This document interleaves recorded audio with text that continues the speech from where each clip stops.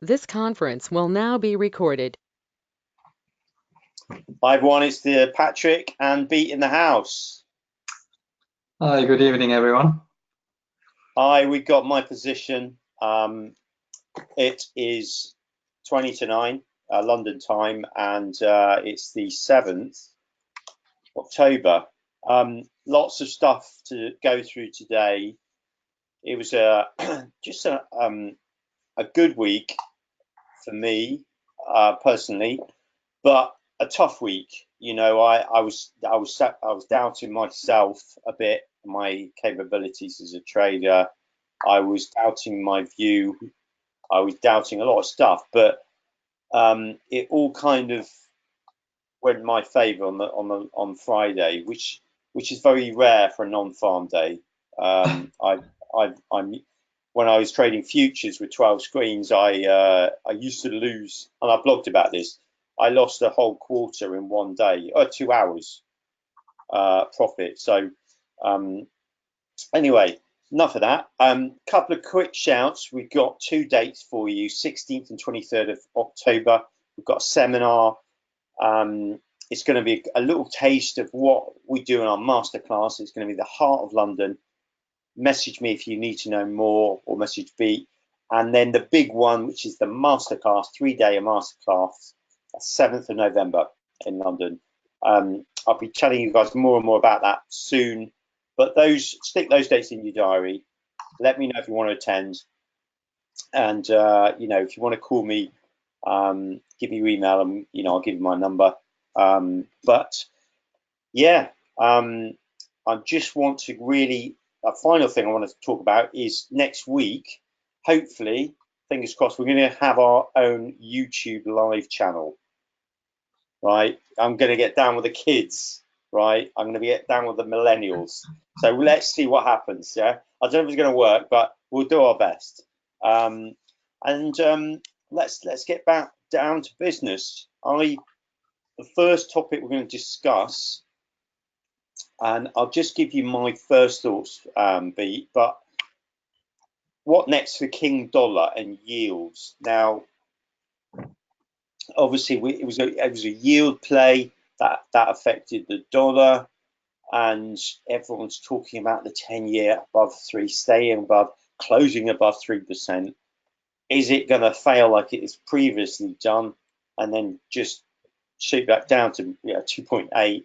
For me, 2.6 is massive support, but 2.8, or is it going to stay and close above on the weekly and monthly and whatever? So this is what everyone's talking about. For me, the real level that is on my radar is the 30-year. And the 30-year at 3.15 and 3.25%. These are monumental long-term levels that have held through since the 80s. If these break, it's going to get interesting for the dollar. I think it's you know, somebody, when my first chat with a curve trader, I was like, well, what's the difference in you know, the 2s and the 10s and the 2s and the 10 spread and the 10s and the 30s and all this stuff? And what this guy told me was 2 years usually rate expectation, 10 years a bit of that, but it's also a bit of CPI, and 30 years generally growth and a bit of CPI. But I know it's just one view, but I've always gone by that in my kind of framework, and it's always seems to help. But I just, before we sort of go on the general stuff, I just want to really quickly talk about non-farm payroll. It was net firm, right? Nothing too shabby about that. The revisions really kicked it up. Wages in line, unemployment really low, all-time low for a while. And the market didn't really know what it wanted to do. So if you look at Eurodollar's price action, you've got Eurodollar up here. One sec. Yeah, so you can see it on the screen. It popped 115.30. Now this is stops, in my opinion, because the high was 50. And it was kind of gave it all back. So for me, 30 is still a level, and I'm short there now, which is slightly bit of risk, but I'm short there over the weekend. See how we open tonight. Um, I'm a fader and you're a dollar. I'm probably my stops above sort of 70, but that's the way I kind of like playing that at the moment. I'm a bit disappointed we didn't stay below 115, but you know that's my take on euro dollar. I just think that the only headwind, it is choppy, it's a bit messy, granted. The only headwind um, is Italy on the 15th, but I don't. I think the cat's out of the bag now. They've done. There's not really much uncertainty in the sense we've got 2.4. Incidentally, somebody just told me France is 2.8, which is fun. Are they? Yes, let me just have a look. Yeah, 2.8. I just probably have to check that figure, but it's from a very reliable source. Yeah, it's So we possible. kind of Remember, think, you France, know, France has always been the country where people did expect the next shoe to drop a few years ago after the Euro crisis, and it never quite happened. But so it's quite possible. I think they've never done any reforms actually. well, I know. I mean, it's, I think somebody, Serge actually, Serge is a French guy who used to run G10 at HSBC. He taught me spot along with Adam, and he said to me, "Few drivers get 70k. You can retire at 35. Some people are on a 4-day week." I thought, right, I'm moving there. I'm going there. Yeah. But so lots to talk about. What's your take, B, on what I just said?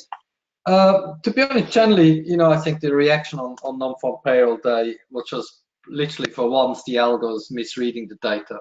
And it was actually for once very nice thing to see, because it was a very easy sell at 115.30 on the first reaction, because I saw the number, I saw the revision straight away, so I go like, okay, that's a good average. That's just 200k plus average, so happy days. Lower unemployment rate. I think once the market realized, I think the market just didn't, because non-farm payroll hasn't been that much of a focus of late, and people got that zero hedge spoof from the 500k. I think that is probably even the main reason why the market was shocked on the initial release at the 130, because everyone goes like, oh, let's see if it's like 300 or 400 or 500, and I think then they got the 130 and go like, oh. And only, I think that's why people miss the revisions in the first minute of trading, and then suddenly go like, oh wow, look at the revision. Then finally got the move we would expect to see. To be honest, I think you said it. There's a few things. I'm sure the euro, same as you, sold a few days earlier, sold into that rally, took some of that back just to improve the overall average, but that's more a tactical thing than a view thing. The one thing which we could say is, yes, the big move in bonds or in bond yields definitely, kick-started the dollar rally early in that week. But the one disappointing thing would be the euro. I stay short. I still think the dollar might have a good week, or it has to have a good week. Otherwise, everything we talk about here might be wrong. But the one which I always take comfort from is Aussie. Aussie made a new low for the move for the 2018. Aussie closed at the lows of 2018. So again, like the discussion we had many times, Aussie for me is just a straight play, easy, combines all what we talk about. I know I talk about this every week, but I think it's just true every week that you have Aussie is very sensitive to US rates. You now have the risk, which we briefly saw in equities. You remember, like when we first time hit 3% in 10-year, stocks had a bad week, and then we got used to 3%, so it was no story anymore. Now, after this bond move that night in the States, it was a no-brainer what's going to happen the next morning. Dollar yen is going to go mental, because suddenly we're like 320. Ooh, and you knew that day that stock's going to have a bad day, because you could be sure that same as what happened with the 3%, that if the market sees 320.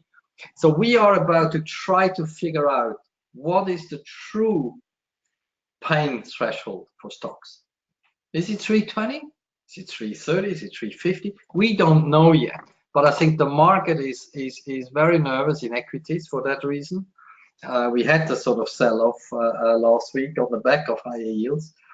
That in turn, obviously, I continue to believe what you say, keeps the dollar beat, but I am still very selective. I don't like dollar yen, even though it's usually the no-brainer for higher US yields, but you've seen what happened again last week. Sort of topped out at 14.10, 20 area, boom, goes down to 13.60. Why? Because equities are offered. And reality, what we do not know yet, is if stocks become uncomfortable with yields, and let's say dollar yields continue to sort of drift higher, stocks could just, they don't need to collapse, but they could just start to drift lower. And I think for dollar yen, it's a very uncomfortable time between deciding to run with yields or run with stocks.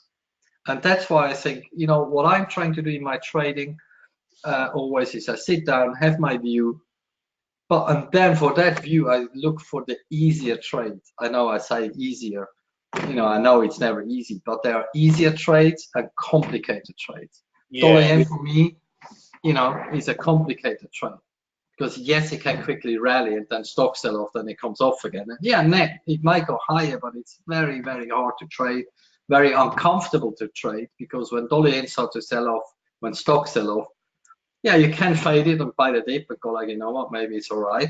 But really, it's an uncomfortable. Then I rather buy a dollar where I know it's just going to go up. So Aussie is still my number one short, or let's say short Aussie is still my absolute number one dollar long. Euro, yes, I'm short euro. Do I like it? Yes, I did at times. Similar to you, this close back above 115 or 115.20 is disappointing. But what we shouldn't forget is we had a big dollar week last week. So maybe there was just not, the data was great, but it was not a smoking gun that you need to buy a stretched dollar. So I have to see, Mondays after non-farm, Fridays usually a bit of a quiet day. People starting to look into stuff. But by Tuesday, Wednesday, euro has to be lower, dollar has to be higher. If that's not happening, I start to be a little bit worried that the dollar is just really, we like 325 almost in 10 yields. So euro is 115.20. We've been here before, so we have to see euro pushing lower soon. Otherwise, this whole move in bonds become like, okay. You remember, right? The market these days is getting used to stuff very quickly. Yeah. We have the surprise factor, we have the move, then nothing happens anymore. Everyone sits there waiting for someone to take the lead. No one takes the lead. So it's the sort of new normal. That's my only worry I have of the trade. So if by Wednesday euro isn't significantly below 115, pressing, I'm not expecting 113 that quickly, but let's just say, we move away from where we are and we make maybe a new post non-farm payroll low. If that doesn't happen by Wednesday, then I don't like it. Then, something is just not working out. But generally, we got to try. I mean, everything is lining up here. Yeah, I guess there's so much that's supportive of the dollar. I mean, the list goes on. Yeah. And when it's not really counting at the moment in markets, because obviously if you relied on the macro picture in the US, it'd be a slam dunk. It's on fire, apart from housing. It's basically on fire. But it's not just about macro, it's about markets and positioning, as you fully well know. So this to me seems like I would love a close below 115 on the daily. Then I feel comfortable in selling into that level. And as you can see here, I got, we closed on the week. This is the weekly. We were around 116. We opened around 116.15, and then we closed So we closed around those levels. If we close, this is the weekly moving average. If we close, that's at 115, the big fig as well. So I think if we do close below that, it is significant. Just a quick note on the dollar yen. I posted on LinkedIn. This is just backtracking on that. Well, the way I like is if yields are rallying, I like to be buying dollar yen. But when stocks are falling out of bed, I like to be selling it. So that's just my little thing on I that. guess that's why you have the answer, what we just said.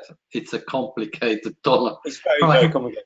And yeah, I mean, it's tough. In a weird way, I quite like fading dollar yen on any non-farm payroll. Yeah. That's what I used to do, but then, you know, it didn't stop working, so I stopped doing it. But it is very, very difficult. And in very many ways, you know, it is my least favorite pair. I just want to bring you to this. I posted this on LinkedIn, and this is a kind of a thing that I quite like to look at is, you know, you've got a bit of a head and shoulders here. Okay, there's the shoulder, there's the head, there's the shoulder. You've got a bit of a level at 114, the big thing. Then you've got a moving average, which is here, and these two spikes above. This is failures. So then it kind of hugs it, and then it's off. And now it's in between these two moving averages. I'm bearish, dollar yen. I just, you know, this is trying to break this neckline here. I just feel that it's just showing a bit of exhaustion. Equities didn't fall off a cliff, but from some of my contacts at macro agencies, Facebook is not looking pretty. Amazon's not far behind. Tesla, we all know about. So if the next big thing is Google, if any of the other fangs start properly rolling over, that could ignite a downward move on the, you know, a largely buoyant S&P, you know, and then dollar yen will follow, I think. And maybe it's time to bring euro yen into the frame as well. You know, if yeah, exactly. Because, let's get that bad boy up. You know, obviously what usually happens is when you have a fast drop in dollar yen, euro dollar always goes up first, just because it's a dollar. And only sort of on a second moment, people go like, okay, that actually means euro yen lower too. And then euros can sort of come off again.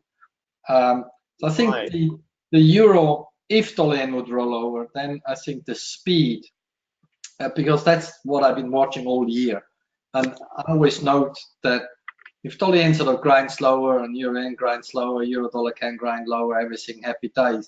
Whenever we had like a quick 30, 50 pips in dollar yen, euro would just start to scramble higher because of the daily shorts, the algos, blah, blah, blah. So you have this kind of zigzag move in the euro until there you just would have to hold nerves to either sort of fight those blips, because you can be sure if dollar yen rolls over, the entire yen cross is going to roll over. So there's not a massive risk that euro finds itself at 117 if dollar yen were to go to 110, because I would be sure that euro yen would be considerably lower. So, you know, this is sometimes, that's exactly going into what I said earlier. When you have the view, so we kind of on the same page on the dollar, we on the same page not trusting dollar yen, whether that means you short or fade or whatever is a different story. So that should really lead us to yen cross and euro yen. So maybe the answer is, if we are nervous about stocks, or let's say, let's put it this way, I'm a stock bear most of the times, so I would have been short 25 times already in 2018 and being stopped. So that's why I'm not trading stocks. But obviously we always watch it. But when I start to, so I've moved to rather preempt an equity move. Okay, the one last week was easy because of what happened in yields. But from here on, rather than preempt, I'm just wait for it to actually roll over. And when it rolls over, then I don't mind to go with that momentum, sell dollar yen, sell euro yen.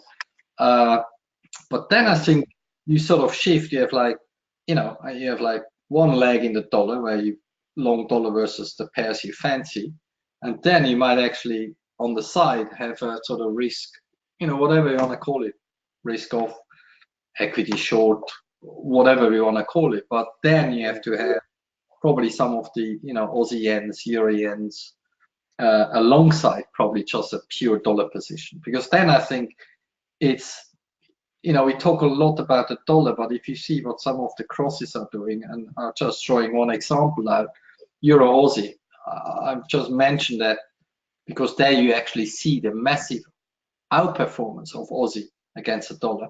Euro Aussie rallied nearly 400 pips in the last 7 days, right, or 5 days. It's a massive move, right? It's a 2-3% move. Yeah. But just actually not making a statement on the euro. It's probably more obviously the Aussie trade. And I think there's a few nice trades out there when you have your dollar exposure, you don't want to add it anymore, you don't know which dollar to buy anymore. There's quite a few opportunities on the side, which are usually a little bit the quieter trades, you know, the more trendy trades, the ones with less noise, which not everyone talks about, makes them actually some very sort of nice, you know, money earners outside of the spotlight. Because I think there's still, you know, yes, the dollar is important and we all talk about it and we all want to be on this next 10% move on the dollar. But as I said before, I'm very critical of price action. Not like intraday. I don't necessarily trust price action intraday anymore, given, you know, the algo world and all that. But overall, if you have a news and the news should lead to a move and the move is not happening, we as traders and risk managers have just to take note of that, no matter what our view is. And that is actually where I am in the euro. I'm short euro, but I actually put it on a test, you know, on a test few days. If it's not happening, I might actually just, you know, look elsewhere, because, you know, we had the news, we had the move in the bond market. Everything is lining up again, like we said a few weeks ago. The one thing that I'm wondering is if the market is willing to do a move or create a move in the dollar ahead of CPI next Friday. Is it Friday? I think it's Friday. Yeah, it's Friday. So actually, no, it's Thursday. Oh, is it? So we have to wait, really. If we just want to stick to that scenario of dollar goes up if yields hold up here, blah, blah, blah, then there's no decision maybe until Thursday. So that's maybe the only downside of next week. Whether the market is forced to act because the dollar starts to go big from, you know, from the word go Monday, Tuesday, Wednesday. And for those that waited, then miss it. And then we have the usual risk reward into CPI, where oh, now if it's weak, dollar's gonna sell off. So it's not, you know, it's not clear yet, right? So next week quite tricky, and maybe rather than buy dollars and hold dollars, maybe it's a trading week up until Thursday. That's probably the way, except for some of the macro position I have, but maybe the euro position could easily turn into a trading position for the fact that, you know, CPI has really disappointed of late, right? Last CPI, we both sort of stepped a little bit on the sideline on the dollar. It could happen again, right? So what then, right? Is yields, is 10 years back at 310, 305, is euro back at 116? It could happen. I don't want it to happen, because it would be nice to get like this sort of fourth quarter move really going. I think if we get past CPI, we get a good CPI, as in a high one, or that supports the dollar is going to rally into year end, I think. Yeah, no, I agree. And I think, you know, I've been looking at year-on-year CPI and the core, and I just feel that we're still in an uptrend. You know, I had a really good conversation last Tuesday with Lindsay Polity from One River Asset Management, and she's an ex-Tudor PM, and we had a really good chat. So I'm just waiting for. I wrote some conclusions. I'm going to be posting that shortly. I'm just waiting for her confirmation of that, of my conclusions. And we can talk about this offline, but essentially, You know, well, what I'm getting is a 0.2 miss is no eyebrow raiser. Right? Yeah. It's even if if it's another 0.2 miss, there might be a couple of eyebrows. It's not gonna reverse the trend, which is year on year up for the last year. And even if I think if you're looking at standard deviation and revert to the mean, it's around 2.4 anyway. That's where value is. Yeah. So I just think, people like myself, that I put a lot of pressure on myself to think that this is the be all and end all. I just think if we crack, a lot of other people are talking about 3% being a cap anyway, Yeah. natural cap, and that's Yeah. fine. You still have growth. You still have GDP that's frankly on fire. You can still have unemployment, which is frankly so low. It's just so low, below Nauru, which is insane. You still have firm jobs. You still have wages that aren't tanking, and actually, we found a bit of a firm footing. Yeah. They were in line last time. They were really up last month. So CPI, you've got a bit more room there. But I think if it does go above 3%, which I don't think it will this time round, if it does eventually will go above that, then you'll see some proper kind of rate path thinking. Yeah. Not I mean, thinking, but thinking. yeah, I'm just looking at the expectations. So core months and months is expected 0.2 after the disappointing 0.1. Year on year core is expected to go 2.3 from 2.2. So that definitely would give a little bit of a boost. The headline inflation year on year is expected to go down to 2.4 from 2.7. So I hope the market is actually watching core rather than the headline. So, yeah, but generally it looks like a 0.1 uptick on both months and months and year on year on core CPI, which I think would just keep us on track of December hike, 3 more hikes in 2019. It's probably, obviously, as we both know, not enough to change from 3 to 4 hikes in 2019. Right? So we need to see more. And so there is the big question where, and that is what puzzles me right now is I've seen nothing, even from the strong data we have seen, I've seen nothing that would, at this point in time, change anything that we already know. From 1 hike in December, 3 more in 2019. So I wonder if does the dollar need, data that the markets all goes, 2019 could actually be 4 hikes. So we're shifting the sort of rate expectations up. Do we need that? Is the market bored of 115 and just can't be bothered to actually buy those on the back of what we already knew, right? So on the flip side, the one thing that got ignored by the market all week was all the downgrade of European GDP by Germany, by Italy, by some of the others. Some actually by quite a margin, but it just kind of was ignored. Then we have Italy, right? We talked about it quickly offline. So, we need to see some new drama, I think, for BTP 2-year was below 120. It's closed around 134 on Friday. So that obviously started to edge up again on all the Nazi language from Salvini at the address of Brussels, which I think didn't go down too well.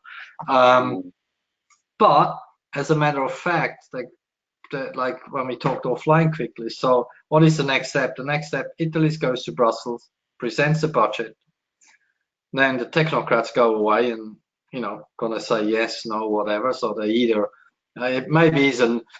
The problem is it could be a no at first and then goes back and then they have discussions. So it could just be messy for a few weeks with back and forth between Italy and Brussels, and it's very hard to predict whether the market just goes like, you know what, wake me up when we have to find it, or is the market starting to get worried. I think similar to what you said earlier, it's 2.4. We know it's 2.4. It's going to stay 2.4. And I think the reason they came up with that, 2020 is going to be 2.2 and 2021 is going to be 2, is probably the way to sell it to Brussels. Say, listen, the 0.4 above 2 is actually whatever the 15 billion, whatever they taken to do investments to really try to kickstart growth. And if they, sign on the dotted line for 2% in 2021, the reality is Brussels has to show the yellow card, because otherwise this entire treaty stuff is a joke. So we should not overreact to a yellow card from Brussels. They will do that. They have to do that. But behind the scenes, I still think you fade every Italy seller from here on. The only time I don't do that is if there's a waiter from Brussels, goes back to the Italian president, the president gets involved and forces parliament or the prime minister to, get the deficit down, and then you could have a government crisis, because I think Five Star Alliance and Lega Nord is pretty clear on what they want to do. If they're not allowed to do that, if Mattarella, the president, does a veto, then you could suddenly be in a scenario of a political crisis, new election. I'm not sure if those two would give up the coalition, because I'm not sure if they get it back. So that could get a little bit muddy if it turns out to become a government crisis.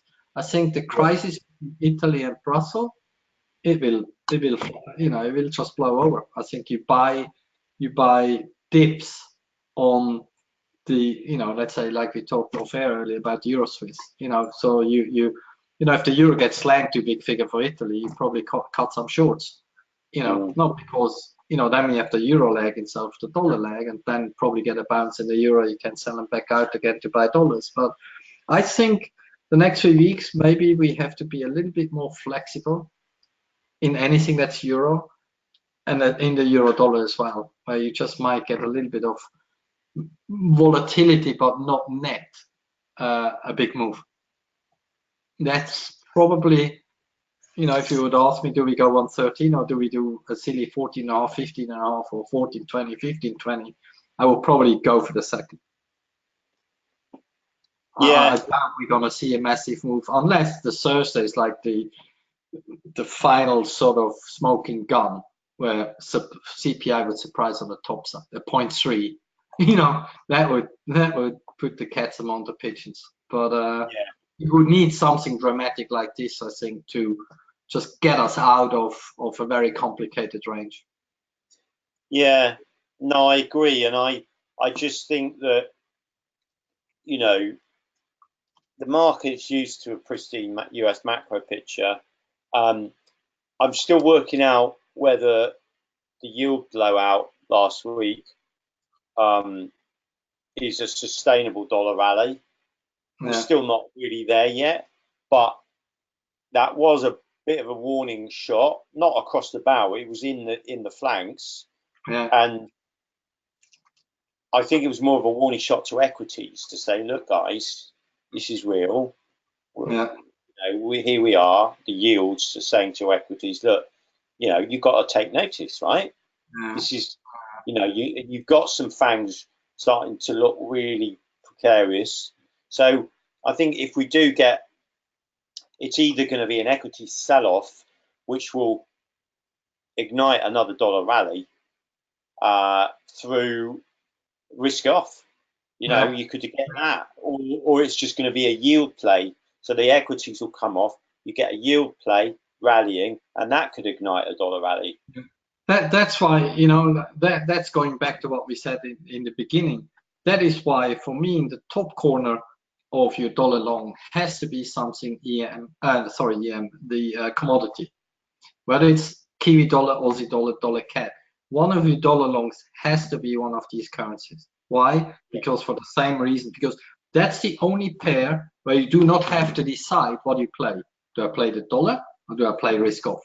So that is why I've been short Aussie most of 2018, because I never had to ask the question, because whatever happens, I'm on the right track, right? Yeah. If it collapse, trade war breaks, escalates, the dollar rallies, there's always only, one answer. Okay, dollar goes up, Aussie goes down.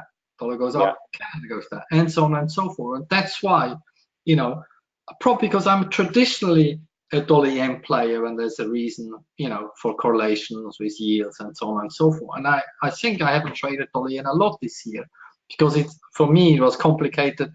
In the first part of the year, yields went up, dollar yen went down. Then suddenly, after like 3 months, one night, suddenly dollar yen rallies. Next day, everyone says, "Oh, dollar yields are up." Well, dollar yields have been going up for weeks and weeks and weeks, and it just mattered suddenly. And at the moment, it's the same. It matters like one night when we have the big push, and then on Friday we moved from back from 318 to 323.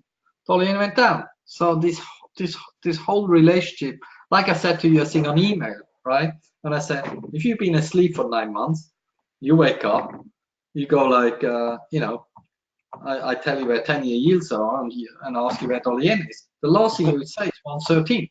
And I would say 125, right? So dollar yen has, no matter if you want to say, oh, it's a correlation, blah, blah, blah, it hasn't. If you traded that this year, you came very strong second, because you would have just lost your shirt early in the year. So that's why I think, the euro is a complicated one. We know that. We sell it in the rally. Yes, there's reasons to do so.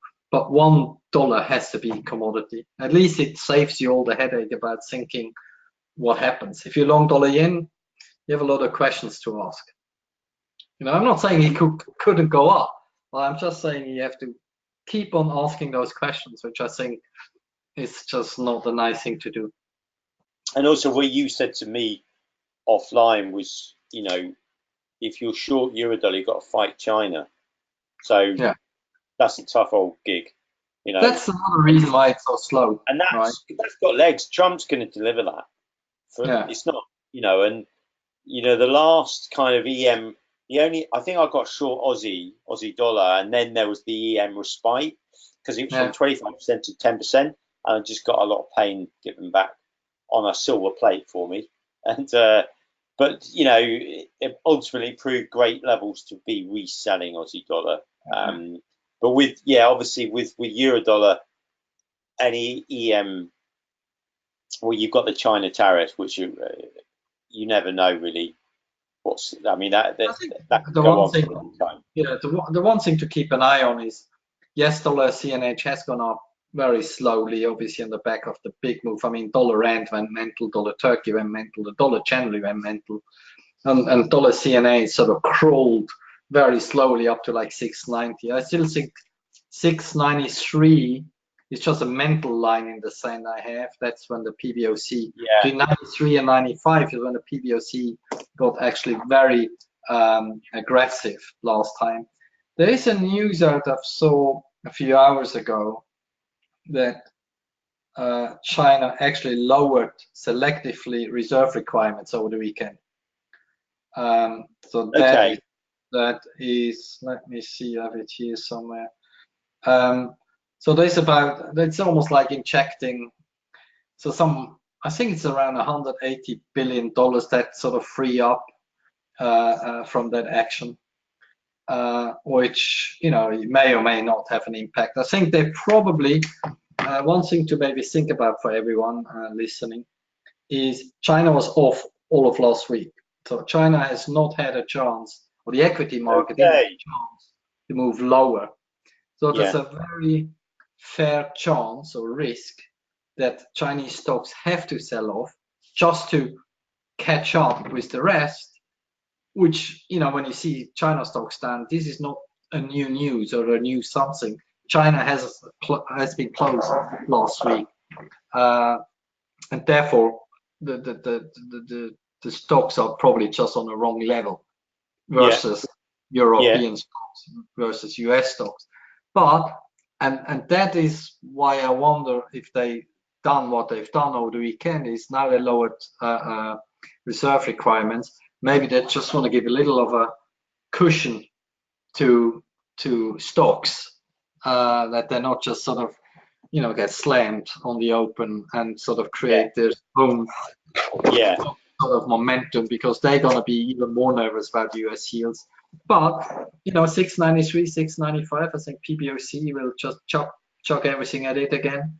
I don't think they're ready yet to help, to allow the CNH to weaken in order to ease.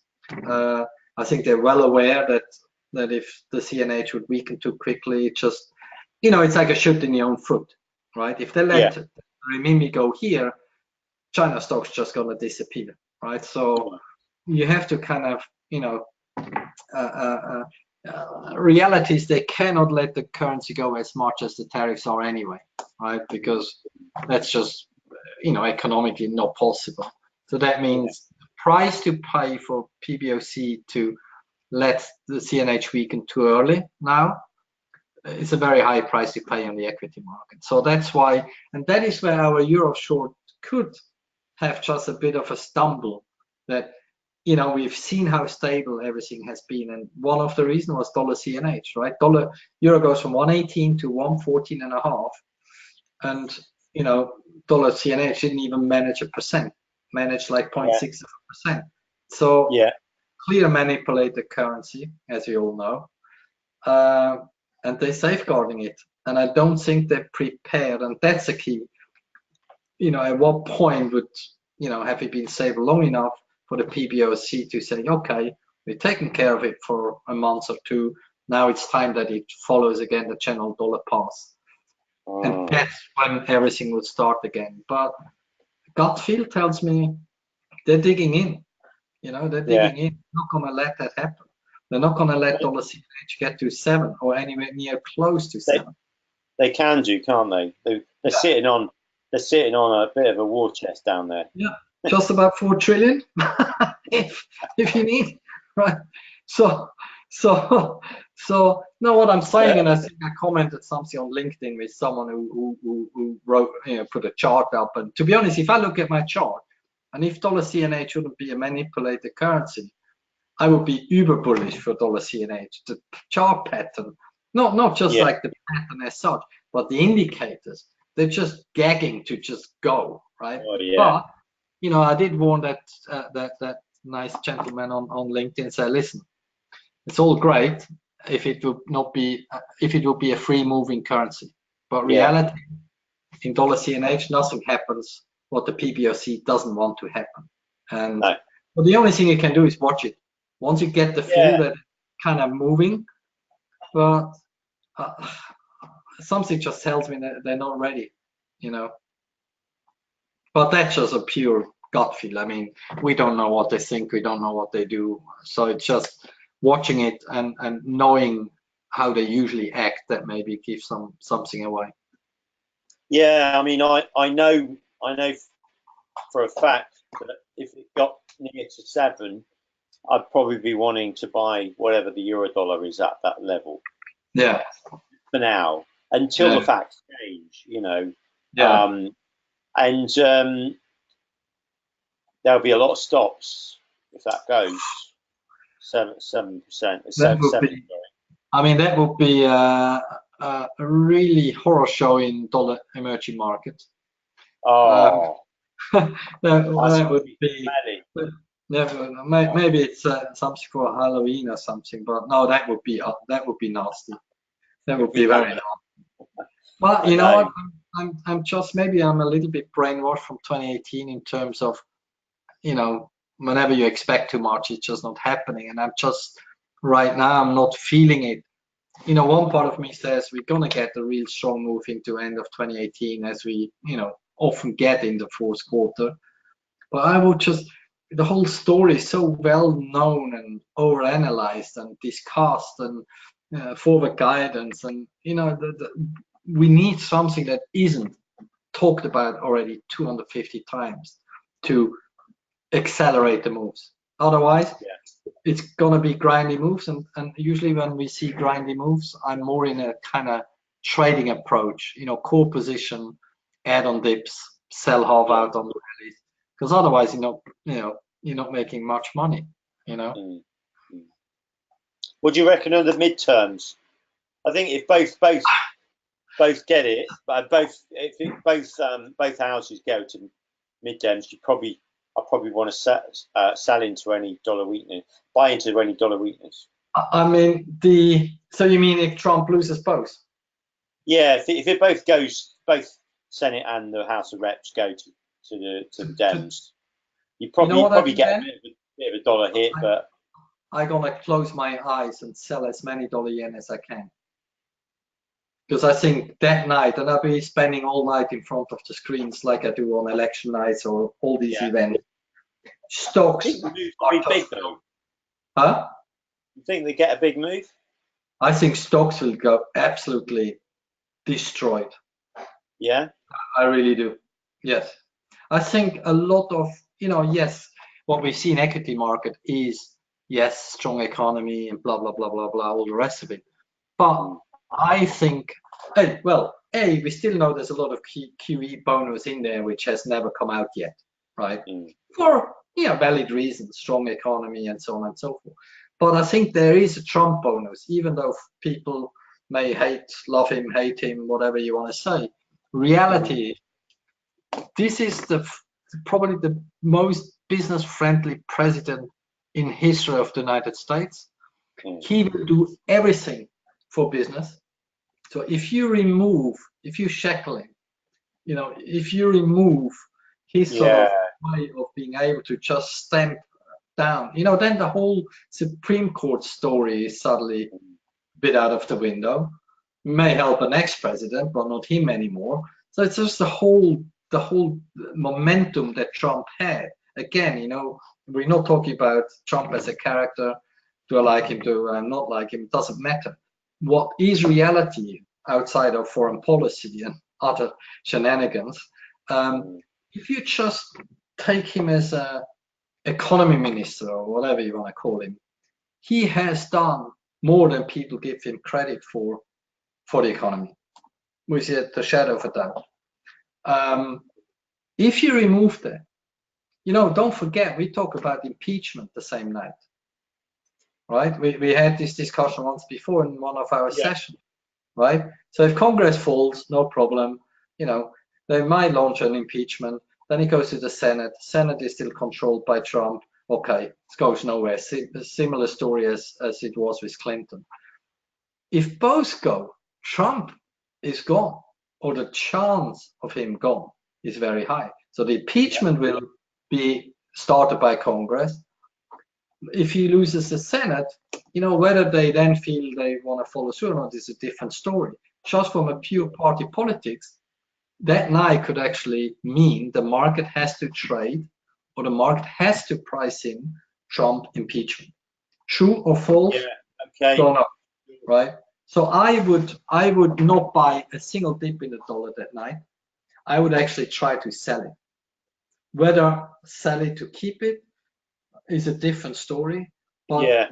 for me, my brain would immediately switch to impeachment risk. And for that, equities are too high, way too high. The dollar is too high. Then you're going to get a safe haven back in bonds. So the whole thing falls apart. So for me, midterm election is the biggest date in the calendar of 2018 and probably, the biggest day since the actual US election. It's far bigger than, Brexit is big, no doubt. Yes, especially if it's a no deal, but which we don't sort of think about. But this is, I personally think it can be huge. Obviously, it's only huge if it loses both. Yeah. Right? Exactly. Yeah. The one thing I would say is until this weekend, I thought like he's definitely going to keep the Senate. This whole Kavanaugh exercise, I wonder if that could shift. It splits America in half right now. This whole sad story about Kavanaugh, and there could be people who are not going to be forgiving their senator for getting him in. I don't know. I just think the margin is tight, and this Kavanaugh story could actually could have grabbed a little bit on the Republicans, even in the Senate. So I'm a little bit less sure than I was before whether he's going to keep the Senate or not. This probably will because the economy is just flying, but the risks have maybe slightly increased. Mm. I mean, for me, I'm not like the uber expert, but Yeah, I mean, it's you certainly made me rethink that, and it'd be interesting no matter what happens, and we'll be probably covering that. So I guess quick finally before we go finally, but your least favorite pair to trade. I think for me, Euro sterling has always been really unkind to me throughout all of my years. Just really unkind for whatever reason. Maybe it's just bad luck. Maybe I just don't do it properly or whatever. But what's your least pair? Your least favorite cable, pair? cable. Table. Yeah, it's But bad. that goes probably back about 35 years. Um, it was the, let's say I started on trading room as the guy on the telex getting prices for the big boys, and then we had like half the room walked out, and the boss just picked me and said, "You sit next to me and you do cable." And that was the days when you just had a Reuters screen FX, and you had like a 10 pip rate on it, and you had your broker. You obviously had no EBS and all this stuff. And obviously you had like the big UK clearers who knew where sterling is going to go. I worked at UBS Zurich at the time. So every time I was dealt on, I just took a bath. And I think I have a mental scars from my upbringing. But maybe that's no, sometimes things like that. But I know cable for me, maybe less so these days. It's a bit like Canada. Canada is a lot easier today than it was 10, 15 years ago. 10, 15 years ago, it just, it would rally two big figures, and if you're short, you would just rally another 150 points just to really make sure you stopped out, and then it would come off 200 points.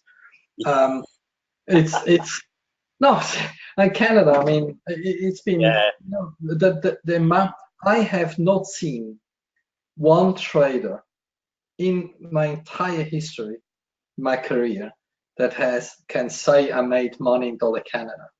I've seen some of the best traders that I worked with, they didn't master it. The only time we managed to make a little bit of money is when we traded data, made some money, and then we stopped trading it until there was a reason to trade.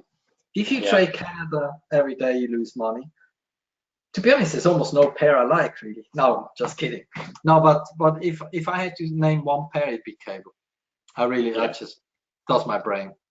Cables. I'm not so. I fell in love with cable, and then she ditched me as a boyfriend, and now she's a very cruel mistress.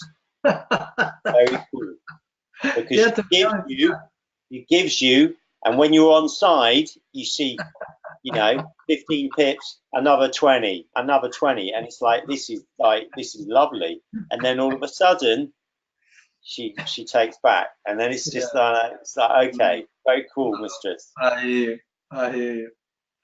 But that's brilliant show. Thanks for your wisdom as always. Thanks for having me. No, thanks. It's now just 25 to 10. We've got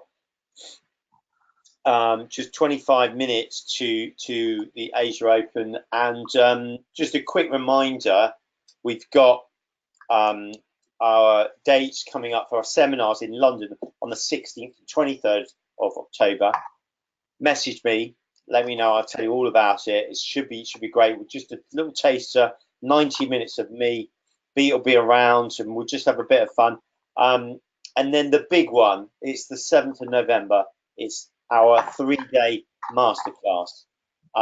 We teach you how to trade macro, fundamental, technical, potential 5K funded account. We give you aftercare for 3 months.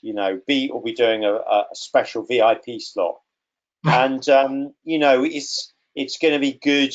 So if you want to know more, message me, get in touch, or visit the website. It's theadamisprinciple.com. But watch that risk. And finally, last but not least, Beat's going to tell you about his amazing commentary. And over to you, mate. Thanks a lot, Patrick. Yeah, what I do is a sort of a twofold thing. One is I do sort of the charts of the majors with a sort of little research note, which is sort of written more as a kind of, trader language, not in economist language, my take on the market. I sometimes write a piece on like 2 cents where I just give my sort of overall overview. And then, at times I just pass through what I'm doing, my risk, the news, what's out there, what I do with it. So like, one element is pure market, one element is sort of semi-tutorial. So, if you fancy it, if you want to have a look at it, just message me or Patrick. I'll organize you a sort of 1 week free trial and we take it from there. Great, thanks, B. And Thanks, yeah, just good luck with this week, and see you soon. All Thanks the very best. much. See All you. the best. Bye. Bye-bye.